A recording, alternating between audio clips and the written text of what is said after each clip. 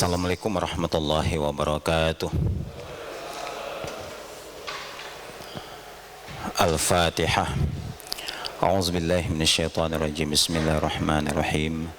Alhamdulillahirabbil alamin, arrahmanirrahim, maliki yaumiddin. Iyyaka na'budu wa iyyaka nasta'in. Ihdinas siratal mustaqim. Siratal ladzina an'amta 'alaihim ghairil maghdubi 'alaihim waladdallin. Amin. Jamaah sekalian dirahmati oleh Allah, saya akan baca surah Al-An'am 125 sampai 127. Jadi jamaah sekalian mendengarkan, karena yang membaca dan mendengarkan itu akan mendapatkan rahmat dari Allah Subhanahu wa taala. A'udzu billahi minasy syaithanir rajim.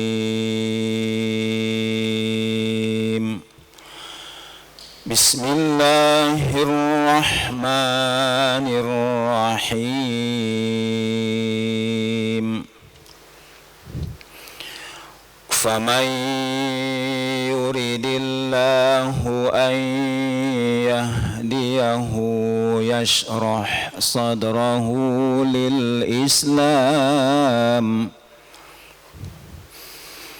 وَمَنْ يُرِدْ أَنْ يُضِلَّهُ يَجْعَلْ صَدْرَهُ ضَيِّقًا حَرَجًا كَأَنَّمَا يَصَّعَّدُ فِي السَّمَاءِ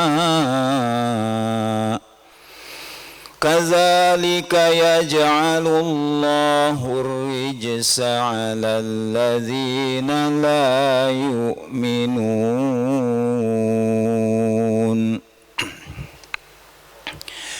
وَهَذَا صِرَاطُ رَبِّكَ مُسْتَقِيمًا قد فصلنا الآيات لقوم يذكرون لهم دار السلام عند ربهم وهو وليهم بما كانوا يعملون. Sadaqallahul azim. Secara umum terjemahannya, maka barang siapa yang Allah menghendaki agar dia mendapatkan hidayah, yashrah sadrahu lil Islam, Allah lapangkan dadanya menerima ajaran Islam. Wa may yurid ayudillahu, dan barang siapa yang Allah kehendaki bahwasanya dia menjadi sesat, yaj'al sadrahu dayiqan haraja, Allah jadikan dadanya sempit, sesak, ka'annama yas'adu fis sama, sebagaimana dia naik ke langit. Kadzalika yaj'alullahu rijsa, seperti demikianlah Allah menjadikan ar-rijsa. Ar-rijsa diartikan azab, alal ladzina la yu'minun, atas orang-orang yang tidak beriman. Wa hadza siratu rabbika mustaqima, dan ini adalah jalan Tuhanmu yang lurus. Qad fassalnal ayat, kami telah jelaskan secara terperinci tentang ayat-ayat itu, liqaumi yazzakarun, bagi kaum yang mau memikirkan. Lahum darussalam, bagi mereka darussalam. Darussalam artinya adalah surga, negeri yang penuh dengan kedamaian, inda rabbihim, dari sisi Tuhan mereka. Wa huwa waliyuhum, Allah sebagai pelindung mereka, bima kanu ya'malun, dari apa yang mereka kerjakan. Jamaah zuhur rahimakumullah, pertama-tama kita bersyukur pada Allah Subhanahu wa taala. Di siang hari ini kita masih diberikan oleh Allah nikmatus sihah, nikmatul farag, nikmat sehat, serta nikmat adanya keluangan waktu untuk berada di majelis ilmu, majelis yang insyaallah mendapatkan rahmat dari Allah Subhanahu wa taala. Amin ya rabbal alamin. Salawat dan salam kita aturkan buat junjungan kita Nabi Muhammad sallallahu alaihi wasallam. Allahumma salli wa sallim wa barik alaih. Semoga kita mendapatkan syafaat dari beliau di akhirat kelak nanti. Amin ya rabbal alamin. Di dalam ayat ini ada beberapa pelajaran yang bisa kita ambil. Pertama adalah persoalan hidayah. hidayah tersebut merupakan sebuah karunia yang tidak diberikan kepada semua manusia. Jadi memang ada orang-orang yang dipilih oleh Allah untuk mendapatkan hidayah dari Allah Subhanahu wa taala. Jadi di sini ada iradah Allah. Allah itu memiliki iradah yang kita artikan keinginan, maksud, atau memiliki kemauan, atau Allah menghendaki. Jadi dalam ayat ini Allah menyatakan siapa saja yang Allah kehendaki untuk mendapatkan hidayah, Allah lapangkan dadanya menerima ajaran Islam. Yasrah sadrahu lil Islam. Jadi saroha itu artinya lapang, luas. Rasulullah diberi oleh Allah kelapangan dadanya, sehingga dia dapat menerima bagaimanapun perlakuan umatnya kepadanya, itu dia terima dengan lapang dada. Makanya Allah katakan alam nasrah laka sadrak, bukankah kami telah lapangkan dadamu. Dan kita pun sebaiknya meminta kepada Allah juga agar supaya dilapangkan dada kita menerima ajaran Islam.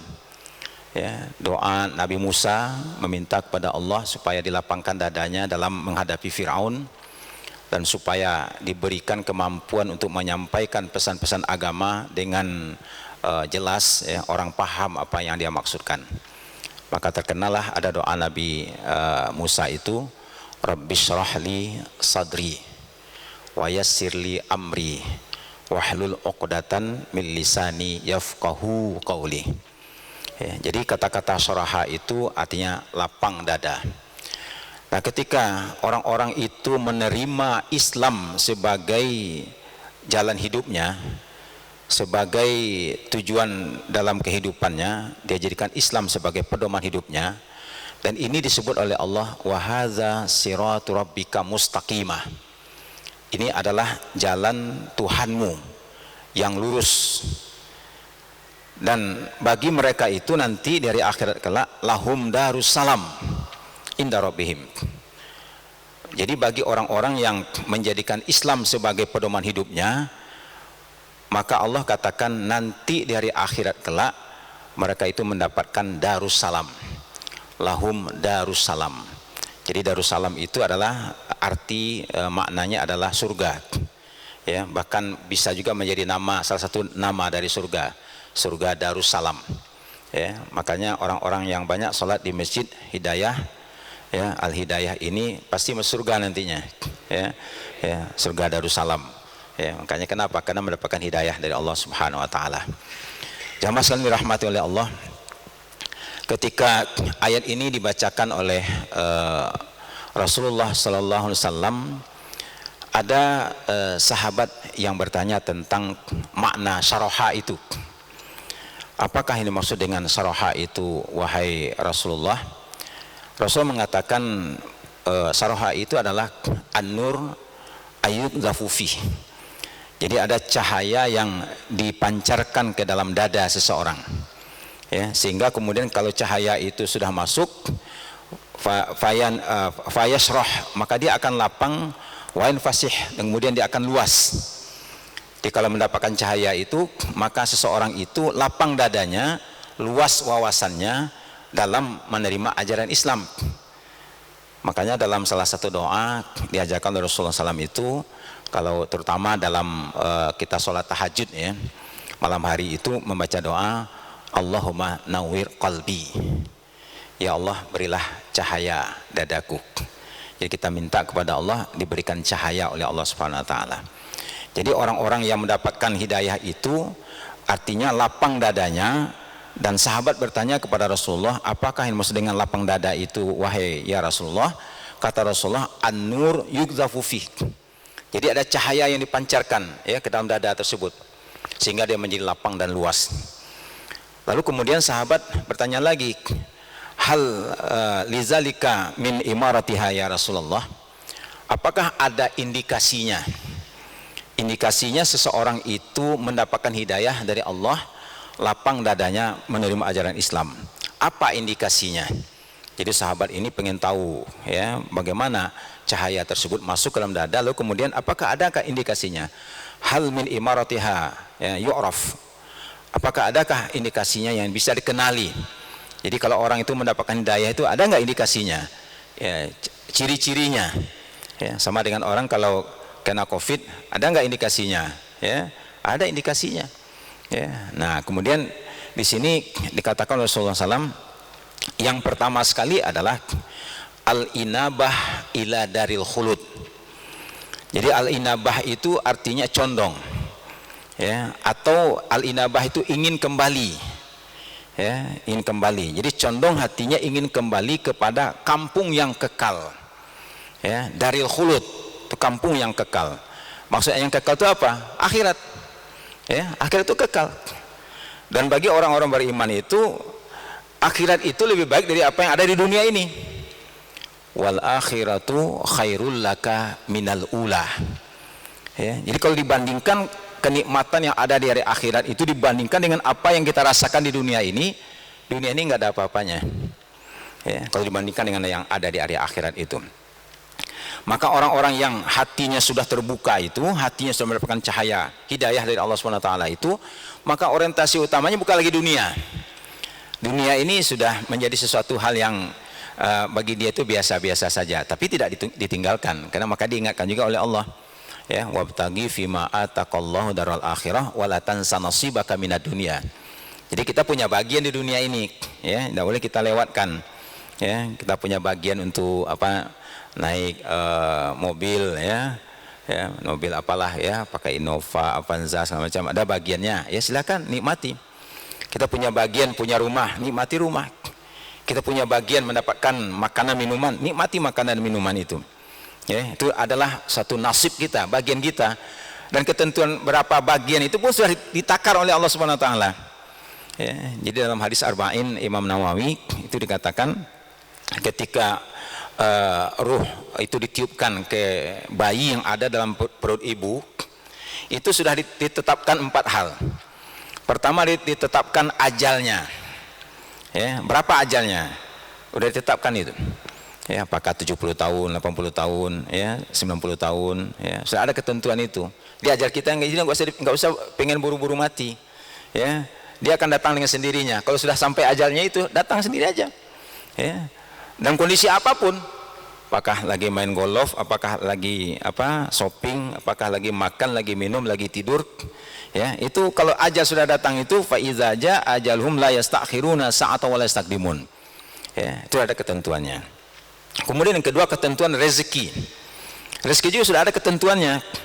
Kalau rezeki kita itu sudah dipenuhi semuanya sesuai ketentuan itu, kita mati. Ya, mati kita. Ya. Makanya jangan cepat-cepat minta rezeki yang banyak, ya. Kalau dikasih oleh Allah langsung sekali gitu, nih rezekinya, ya, udah habis. Mati kita, ya.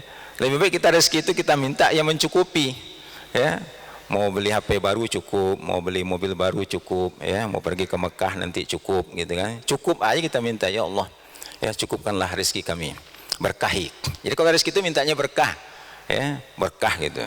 Minta tambah boleh juga gitu, ya, tambah. Tapi kalau tambah itu kalau Rasulullah, ya, dalam Quran itu tambahnya bukan harta minta tambahnya, tapi ilmu. Ya, Rabbi zidni ilma, ya, ya Allah tambahlah ilmu. Nah, kalau itu boleh kita minta tambah itu, ya. Nggak ada Nabi pernah berdoa Rabbi zidni zaujah, ya, ya Allah tambahlah istriku, ya, nggak ada itu, ya. Nah, jadi kalau mau minta tambah, tambahnya adalah ilmu, minta tambahnya Rabbi zidni ilma, ya Allah tambahlah ilmu. Nah, jadi kembali kita kepada indikasi tadi. Jadi indikasi yang pertama adalah al-inabah ila daril khulud, kepada negeri yang kekal. Di mana negeri yang kekal ini menjelang sampai kita ke ujungnya, ke finishnya, yaitu surga, itu melalui berbagai macam kondisi yang sangat berat, ya. Yang menyebut berat itu Allah. Innaha ula yuhibbunal ajilah wa yadharuna wara'ahum yauman sakila. Semuanya mereka itu senang dengan kesenangan hidup di dunia ini, lupa ada hari yang sangat berat, yauman sakila, ya, hari yang sangat berat. Suatu saat Rasulullah memanggil sahabatnya, namanya Abu Zar, ya, Abu Zar Al-Ghifari, ya. Jadi dia panggil, ya Abu Zar, wahai Abu Zar, jaddidis safinata fa innal bahra amid. Perbaharuilah sampan. Ya, sampan itu perbaharuilah. Ya, safinah itu sampan artinya. Ya. Kenapa? Karena lautan itu sangat dalam, sangat luas. Jadi Rasul itu memberikan sebuah ilustrasi bagaimana kita hanya punya sampan, tapi yang akan kita harungin itu adalah lautan yang sangat luas, ya, lautan Atlantik lah misalnya begitu kan, lebih daripada itu. Ya. Sementara kita punya sampan, tapi jadi di safinah, perbaharuilah sampanmu itu, artinya persiapkan. Ya, jadi persiapkan. Kita akan melalui sebuah perjalanan, ya, lautan yang sangat dalam, persiapkan. Lalu Nabi kemudian melanjutkan, wa khudziz zadal kamila fa inna safara ba'id. Ya, ambillah persiapan yang sempurna. Ya, wa khudziz zada al kamila fa inna safara ba'id. Karena perjalanan itu sangat jauh. Jadi perjalanan kita tempuh itu sangat jauh. Ini kalau bekal kita kurang, menderita kita nantinya. Ya. Jadi kalau orang itu sudah melalui perjalanan yang jauh itu, yang dimaksud dengan perjalanan jauh itu adalah kalau dia sudah pergi nggak pulang-pulang lagi, ya, nggak kembali lagi. Jadi kalau masih pulang juga, walaupun dia perginya ke ke Uni Soviet, ya, ke Kazan, ya, Uni Soviet itu sekarang udah dekat, ya. Dia ada dosen kita perempuan lagi, ya, ambil S3 di sana, ya, dekat, ya. Bahkan ada juga mahasiswa, ya, dari Uni Soviet, ya, belajar di Ibnu Khaldun, ya, dekat aja, ya. Paling ya berapa jam cuman, ya, nggak jauh dari keluar sedikit dari dari Bogor, ya, terus ke Soekarno Hatta, ya, naik pesawat, ya, sekitar 20 jam sampai. Ya, Mekah juga sekarang udah dekat sekarang. Orang bisa saja pagi-pagi ngopi di Masjid Al-Hidayah, besok keesokan harinya sudah ngopi lagi di sini. Bapak semalam kemana? Saya semalam minum kopi di Madinah katanya. Ya, bisa aja. Kenapa? Karena cepat. Cuma berapa jam? 10 jam. Habis itu balik lagi ke sini. Ya.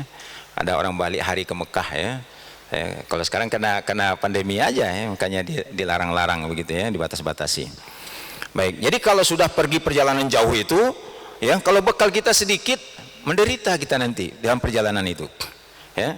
Kenapa? Tidak menyelamatkan kita. Apa? Az-zad, khairuz zad, ya. Persiapan yang paling baik yang kita persiapkan itu adalah Allah katakan wa tazawwadu fa inna khairaz zadit taqwa. Berbekallah kamu sekalian karena bekal yang terbaik adalah takwa. Nah, bagaimana kita mendapatkan ketakwaan itu? Nah, salah satunya ada cara yang diberikan oleh Allah kepada kita. Apa? Shaum Ramadan. Ya ayyuhalladzina amanu kutiba alaikumus shiyam kama kutiba alal ladzina min qablikum la'allakum tattaqun. Ya, la'allakum tattaqun.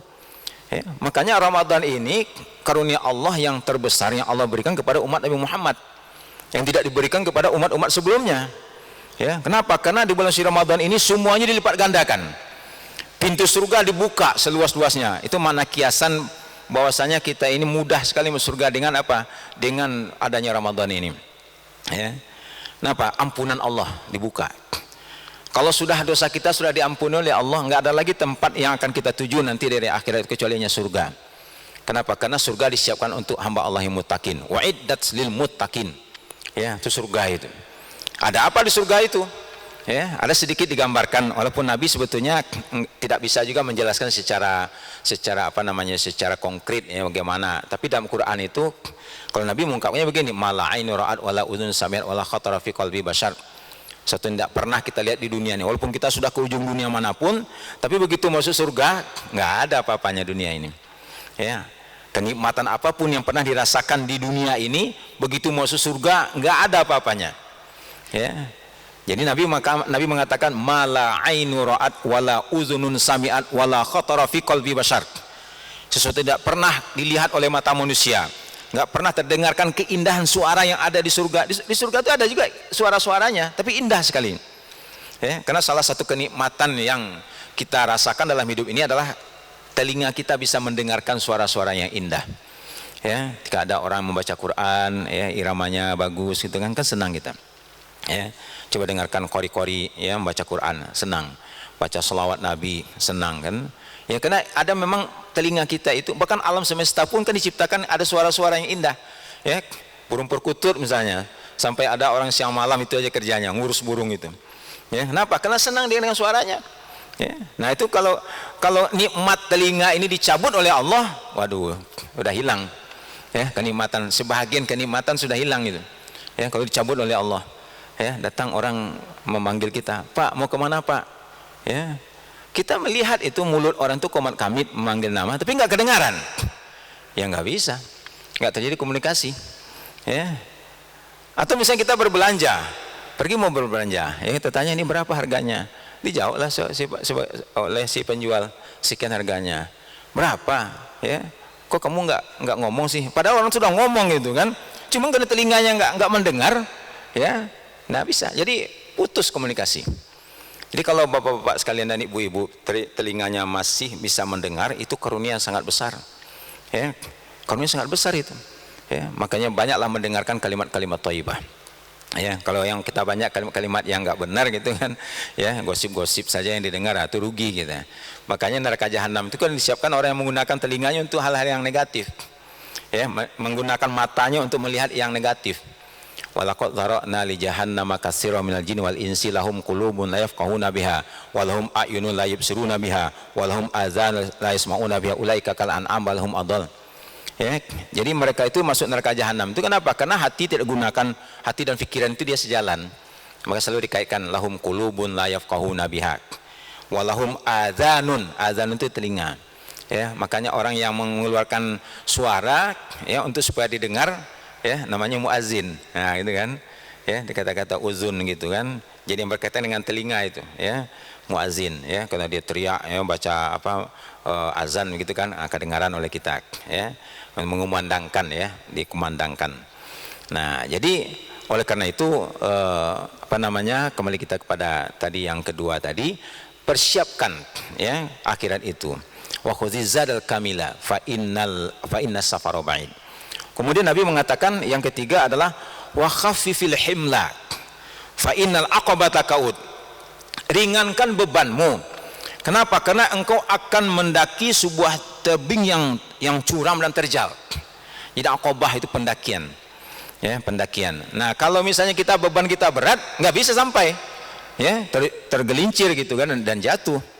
Nah, jadi ini kiasan luar biasa sebetulnya Rasulullah itu memberikan suatu kiasan. Karena Abu Dzar ini orangnya cerdas. Jadi Rasulullah itu kalau memberikan sesuatu itu dilihat dulu dengan siapa dia ngomong. Ya, jadi kalau orangnya cerdas dia nggak mau langsung, cuma dia berikan sebuah gambaran ya, sehingga dia bisa berpikir. Kemudian yang keempat kata Rasulullah, wa akhlisil amala fa inna naqida basir. Dalam engkau itu ikhlas dalam beramal. Kenapa? Karena an-naqid itu artinya adalah yang meneliti, yang apa namanya, yang melihat dengan teliti, basir ya, melihat. An-naqid itu artinya adalah kritik ya, kritis. Ya, jadi kalau Allah itu melihatnya sangat teliti sekali apa yang dilakukan oleh hambanya. Nah ini, jadi ini pengertian yang pertama adalah al-inabah ila daril khulud. Ya, itu indikasi orang mendapatkan hidayah. Jadi orientasinya akhirat, bukan dunia lagi. Ya, kalau ada orang yang sudah, apalagi kalau umur sudah 60 tahun, 70 tahun, masih mikirin uang, masih mikirin jabatan, ya, walaupun dikasih juga lah, taruhlah umur kita nih sudah 70 tahun, ya, lalu dia punya uang 1 miliar misalnya, untuk diapain? Kita uang 1 miliar itu, ya, kan kenikmatan dunia itu kan disebutkan oleh Allah itu kan lebih dari 5 hal itu, ya, zuyina linnasi hubus syahwati minan nisa, ya. Kalau umur 70 atau 80 tahun itu seberapa kuatnya kaitannya dengan kenikmatan ya syahwat itu. Ya, wal banin ya, anak keturunan ya, bersenda gurau dengan anak kita kata, kalau sudah tua coba perhatikan bapak-bapak yang sudah 60 tahun 70 tahun anaknya sudah di mana. Ya. Ada orang anaknya 7, 8, 9. Tahu Bapak gimana kabar sekarang? Ya, kita berdua aja lagi di rumah katanya. Yang satu anak saya di Amerika, yang satu di Uni Soviet, yang satu di LA, satu lagi di Lenteng Agung, satu lagi di apa, pokoknya di mana-mana lah gitu. Ketika berdua lagi, kalau sakit misalnya apa, paling anaknya bilang, Bapak pergi aja ke rumah sakit, nanti aku transfer, paling begitu. Ya, nggak bisa lagi mengurus orang tua itu, nggak bisa. Ya, anak itu nggak bisa ngurus orang tua. Ya, nah itu jadi inilah kehidupan dunia. Taruhlah kita punya mau makan juga, kenikmatan itu apa? Kan tadi katakan ya, zuina linas hubus syahwati minan nisa wal banin wa qanatil muqantarah minadz-dzahabi wal fiddah wal khailil musawwamah. kendaraan, oke lah, belilah Alphard ya, Lexus apa gitu misalnya supaya nikmat ini. Wal an'ami wal hars. Nah, al an'am wal hars itu makanan. Ya. Al an'am termasuk kambing guling. Ya. Nah, silakan makan seberapa kuat. Ya, termasuk kikil. Ya. Oh, waktu muda saya senang makan kikil, pergi ke restoran Padang. Ya, sekarang pergi lagi makan kikil lagi gitu kan. Bagaimana begitu bentuknya di awal, begitu masuk mulut masih utuh aja. Kenapa? Ya nggak ada giginya, nggak ada untuk memotong, itu udah nggak ada. Mau ditelan, ya nggak bisa gitu. Nah itu. Jadi kenikmatan terbatas. Jadi kalau orientasi kita itu rugi.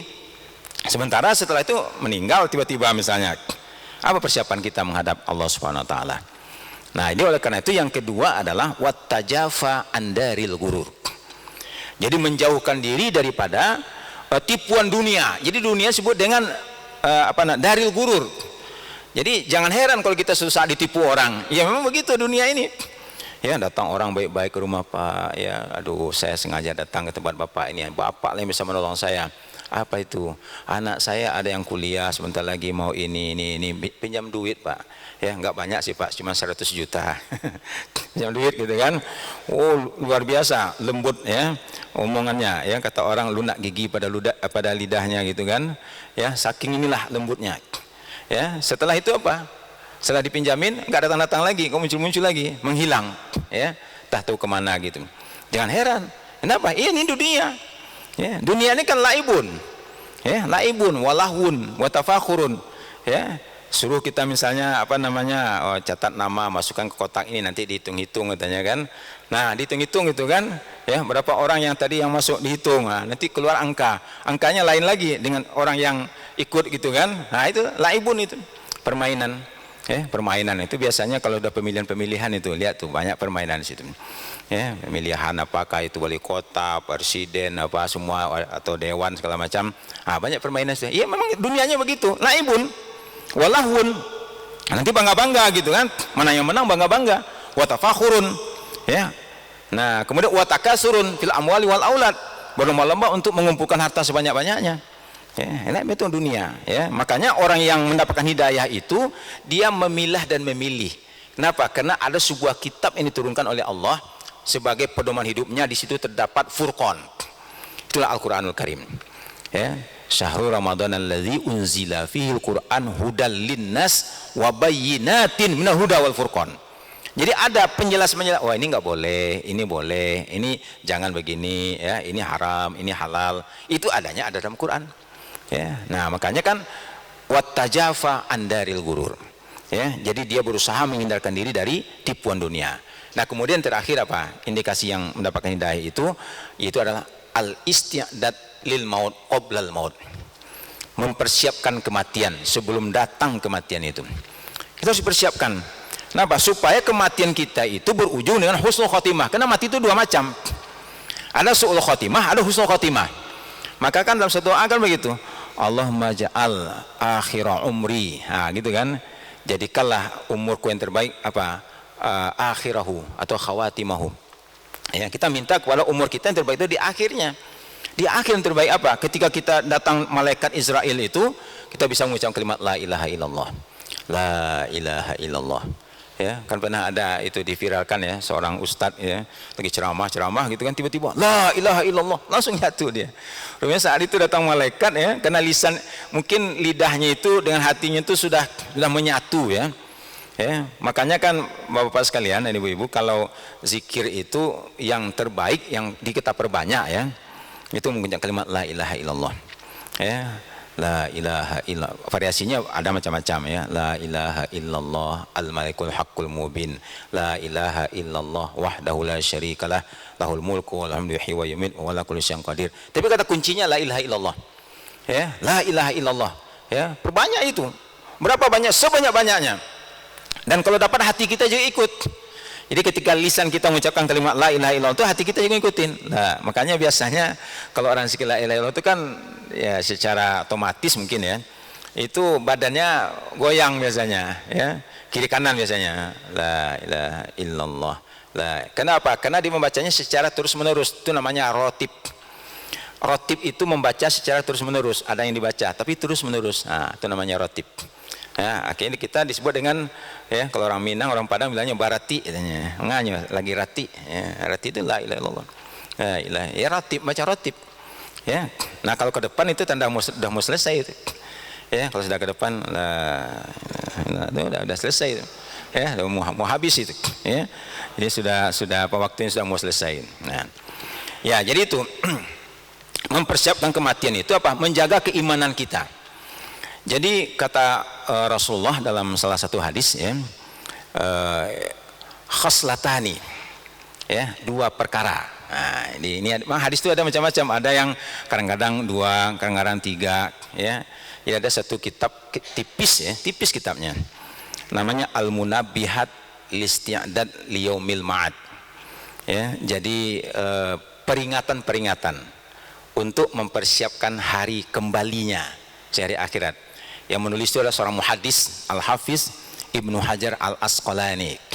Yang kita pelajari kan Bulughul Maramnya, ya, tapi dia karyanya banyak itu, ya, Al-Hafiz Ibnu Hajar Al-Asqalani. Kalau disebut Al-Hafiz itu maknanya dia telah, bukan hafal Quran maksudnya. Kalau kita Al-Hafiz disebutlah nama orang misalnya gitu, ya. Nah, itu artinya hafal Quran 30 juz. Tapi kalau ulama disebut Al-Hafiz, kalau Quran 30 juz sudah biasa dia. Itu udah mesti hafal. Jadi kalau seorang itu, salah satu persyaratan ulama itu memang hafal Quran dia. Ya, hafal Quran. Yusuf Al-Qaradawi 10 tahun udah hafal Quran, ya. Ya, Wabah Zuhaili, ya, itu penghafal Quran. Hanya ada kitabnya, ini kitabnya namanya Tafsirul Munir, ya. Ini Wabah Zuhaili, ya, ada berapa jilid, ya, Tafsirul Munir. Ya, beliau belum lama ini meninggal, ya. Ini orang Suriah. Ya, orang Suriah itu banyak yang apa, Imam Nawawi juga kan orang Suriah juga. Ya, Syria sekarang itu, Suriah yang sedang bergolak itu. Nah, jadi Al-Hafiz ini Ibnu Hajar menulis sebuah kitab itu. Jadi 2-2 begitu, ya. Ya, ada yang 3-3, ada yang 4-4, nanti ada 10-10. Nah, itu dia begitu dia. Ya, dan kitab ini kemudian disyarah oleh seorang ulama dari Banten. Ya, namanya Imam Nawawi Al-Bantani, ya, orang Banten. Imam Nawawi itu terkenal 2. Imam Nawawi Ad-Dimashqi, orang Damsyik, Suriah, ya, yang mengarang kitab Riyadhus Shalihin. Ya, kita yang dipelajari kalau Imam Nawawi kan cuma Riyadhus Shalihin, ya. Kalau mau kitabnya yang lebih tebal lagi tentang fikih, itu namanya Al-Majmu', ya, Syarah Muhazzab. Nah, itu baru ketahuan di situ bagaimana dalil-dalil semua, ya. Nah, itu namanya Al-Majmu', Syarah Muhazzab, tebal-tebal segini. Ya, tapi itu jarang karena tebalnya. Kalau Riyadhus Shalihin kan cuma segini tebalnya, lumayan juga tebalnya, segini nih. Itu disarah lagi dengan Dalilul Falihin sekitar 5 atau 4 juz. Nah, jadi kembali kita kepada Ibnu Hajar ini. Jadi dia mengatakan khaslatani, 2 perkara. Laisya afdalu minhuma. Enggak ada lagi yang lebih baik dari yang 2 itu. Ya, yang pertama adalah al-imanu billah. Iman kepada Allah. Kemudian yang kedua an-naf'u lil muslimin, ya, memberi manfaat kepada orang Islam. Jadi konsep Islam itu bukan untuk pribadi saja, ya. Iman kan sifatnya personal, tapi an-naf'u lil muslimin, memberi manfaat kepada orang Islam yang lain, bukan memberikan mudarat. Karena nanti 2 hal yang lebih buruk kata Nabi, ya, khaslatan yang akhbas, ya, la syai' akhbas minhuma, tidak ada lagi yang lebih buruk daripada 2 itu. Yang pertama adalah asyirku billah, syirik kepada Allah, itu yang paling buruk. Tidak lagi, sehingga sampai dalam Quran itu katakan, ya, kalau orang syirik itu nggak diampuni dosanya oleh Allah, ya, kalau melakukan kemusyrikan, itu yang terburuk. Dan yang terburuk lagi yang kedua apa? Ad-durru bil muslimin, mendatangkan kemudaratan kepada orang Islam, ya. Jadi Bapak dan Ibu sekalian, orang kaum muslimin itu telah dipersaudarakan oleh Allah, ya. Innamal mu'minuna ikhwah, kita bersaudara, ya. Kita saling mendoakan, tanpa kita sadari kita diarahkan supaya mendoakan saudara kita, terutama setiap Jumat, ya. Jadi khatib itu kalau dia nggak mendoakan kaum muslimin, nggak sah dia khutbahnya kalau menurut mazhab Syafi'i, ya. Kenapa? Karena dia harus mendoakan kaum muslimin. Allahumma ighfir muslimina wal muslimat, mu'minina wal mu'minat. Jadi semua orang yang beriman kepada Allah dapat doa itu, ya. Kita juga kan selalu mendoakan Rabbana ighfir lana wa li ikhwanina alladzina sabaquna bil iman, ya. Makanya hati-hati, kenapa kita diingatkan oleh Allah Subhanahu wa taala, jangan sampai ada rasa hasad dengki kita terhadap sesama muslim, ya, karena mungkin perbedaan-perbedaan lah begitu ya. Nah, makanya para ulama-ulama dulu itu kalau ada orang yang berbeda pendapat dengan dia, misalkan dibilang sama muridnya, Tuan Guru, kata ulama itu tidak seperti yang Tuan Guru sampaikan. Oh, paling dia mengatakan begini, ya mungkin beliau lebih paham dari saya. Ya, yang saya pahami baru ini gitu. Nah, begitu tawaduknya. Nggak ada itu yang apa membangga-banggakan pendapatnya, nggak ada. Ya, yang ulama ya, yang ulama. Kenapa? Khasyahnya kepada Allah dominan. Ya, dia lebih takut dia kepada Allah. Ya. Termasuk Imam Nawawi ini kan dia termasuk seseorang yang berani mengatakan kebenaran di hadapan khalifah. Ya, jadi sampai pernah dipanggil gitu kan untuk menentang ini suatu setelah dibaca bertentangan dengan syariat, nggak mau dia. Ya, khalifah itu biasanya kalau khalifah itu kalau ditentang itu langsung nggak ada lagi cerita itu, habis itu. Ya, nggak habis, besok sudah nggak ada lagi namanya. Ya, sehingga tapi Imam Nawawi nggak diapa-apain gitu. Tanya oleh koleganya khalifah, Tuan Khalifah, kenapa nggak itu dihabisin aja katanya. Dia nggak mau tanda tangan katanya. Nggak, saya melihat ada makhluk dua kiri kanannya. Kalau saya lakukan ngeri saya. Rupanya ada yang Allah perlihatkan ya, sehingga nggak berani lagi. Karena Imam Nawawi itu memang nggak ada lagi dalam otak dan pikiran kecuali hanya ilmu aja, ilmu. Untuk zaman sekarang saja, kalau kita mencoba, bisa nggak kita mensyarah Sahih Muslim? Kalau beliau itu bukan disarah, dia hafalnya, disarahnya, ya Sahih Muslim, ya semua hadis itu disarahnya, saking hebatnya. Ya, Riyadhus Shalihin aja coba lihat, ya Riyadhus Shalihin atau Al Azkar, ya An-Nawawi. Ya, paling-paling yang kita hafal cuman itu Arba'in An-Nawawiyah, ya 40 hadis. Ya, 40 hadis Imam Nawawi itu paling sering disuruh dihafal tuh kalau pondok pesantren. Ya, 40 itu bukan Riyadhus Shalihin tapi Arba'in An-Nawawiyah. Karena kandungannya mencakup semua aspek ya, akidah, syariah dan akhlak. Nah, baik. Jadi kembali kita kepada al-istidad tadi, mempersiapkan kematian sebelum kematian tiba, yaitulah menjaga keimanan kita. Karena nggak ada lagi yang lebih daripada itu, dan kemudian berusaha untuk menebar manfaat. Itu aja, pikiran kita manfaat pada orang lain. Apa yang bisa kita lakukan? Ya, melapangkan. Ya, setidak-tidaknya ya paling minimal lah begitu ya. Kita bawa mobil, ada orang yang mau lewat, itu kita kasih. Ya, kan kelihatan tuh ada yang buru-buru di belakang gitu kan. Kok dia kayak buru-buru gitu kan? Jangan dipepet-pepet gitu, dihalang-halangi gitu. Ya, kasih aja lewat itu. Ya. Karena begini, kita melapangkan orang, Allah lapangkan juga kita. Suatu saat kita butuh buru-buru, orang lapangkan. Nah, itu berlaku itu ketentuan itu. Wa ma jazaul ihsan ilal ihsan. Ya, jadi jamaah sekalian dirahmati oleh Allah. Jadi dalam ayat ini kesimpulannya adalah pertama adalah kita minta kepada Allah supaya hati kita lapang menerima ajaran Islam. Jadi nggak satupun syariat itu yang memberi beban berat pikiran kita.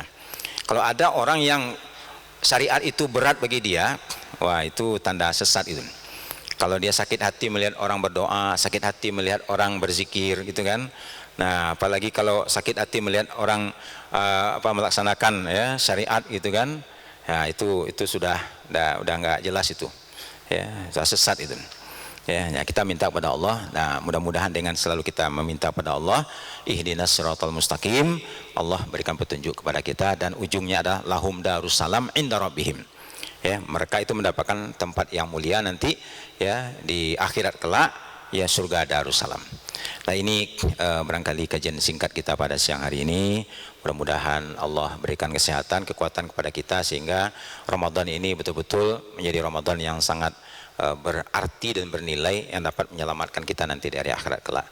Demikian kajian kita. Biasanya apa? Ada pertanyaan atau cukup? Ya, cukup.